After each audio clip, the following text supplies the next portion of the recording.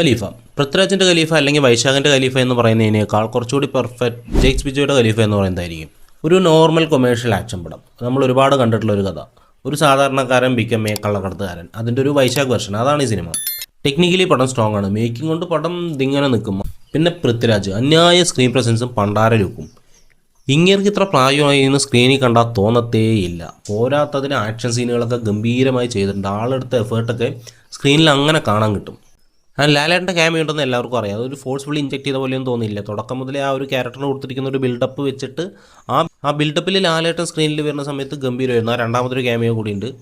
Officially സംഭവം already announce ചെയ്തു, എന്നാലും ഞാൻ പേര് പറയുന്നില്ല. ഇനി ആരെങ്കിലും അറിയാത്തുണ്ടെങ്കിൽ അവർക്ക് ആ എക്സ്പീരിയൻസ് ഇല്ലാതാക്കണ്ടെന്ന് പറഞ്ഞിട്ടാണ്.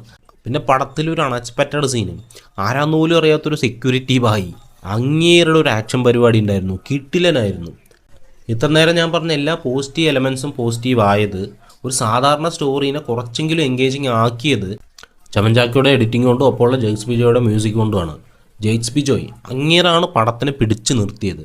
ആൻഡ് ദ നെഗറ്റീവ് പാർട്ട്, ഒന്നാമത് കഥ ഒരു ക്ലീഷേ സ്റ്റോറിയാണ്, പോരാത്തതിന് വീക്ക് റൈറ്റിങ്ങും. പിന്നെ ഇൻ്റർവെല്ലൊന്നും ഒരു പഞ്ചില്ലായിരുന്നു. നമ്മൾ ഈ ഇംഗ്ലീഷ് പടമൊക്കെ കാണാൻ പോകുന്ന സമയത്ത് ഏകദേശം ടൈം ഡ്യൂറേഷൻ നോക്കിയിട്ട് പകുതി ആവുന്ന സമയത്ത് ലൈറ്റ് ഓഫ് ചെയ്യില്ലേ, അതേപോലെ ഒരു ടൈറ്റിൽ കാർഡ് ഇട്ടിട്ട് ഏതോ ഒരു റാൻഡം സീനിൽ ഇൻ്റർവെല്ല്. ഓവറോൾ പറഞ്ഞാൽ ഖലീഫ് ഒരു സ്റ്റൈലിഷ് മാസ് എൻ്റർടൈനറാണ്.